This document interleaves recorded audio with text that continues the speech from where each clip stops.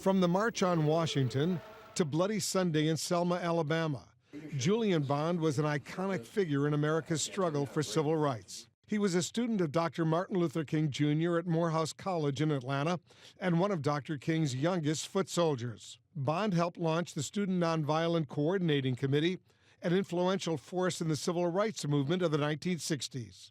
We got others to join us by demonstrating that we were willing to risk our lives to help them, but they'd have to take a step too. They'd have to join us. Bond is remembered as a passionate and eloquent voice for the cause of justice, who carried on Dr. King's legacy in a number of leadership roles.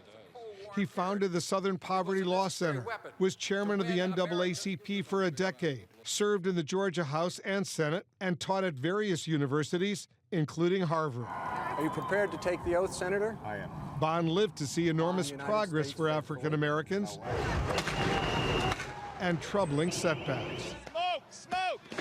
In the aftermath of the Ferguson riots, Bond joined other civil rights leaders in reminding the nation that the fight for equality is still a work in progress. This is about years and years and years and years of police mistreatment of black people. There's nothing the people in Ferguson are not asking for that Dr. King and his comrades didn't ask for. This is a continuation of the classic struggle of people of color to be treated decently, to be treated fairly. And the current president of the NAACP, Cornell William Brooks, is still with us. You knew Julian Bond well, a great, great man. Some thoughts about this loss?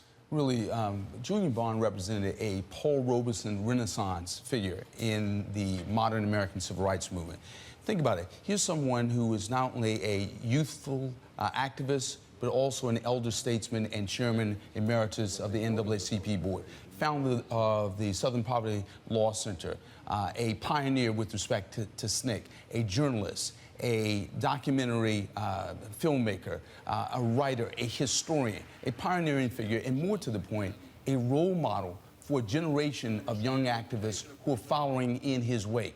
That is to say, he was someone who combined both intellectual acuity and moral clarity, who had an eloquent voice, and more to the point, he was willing to walk his talk. He put his body on the line, and I believe he combined several lifetimes worth of work in the course of one lifetime.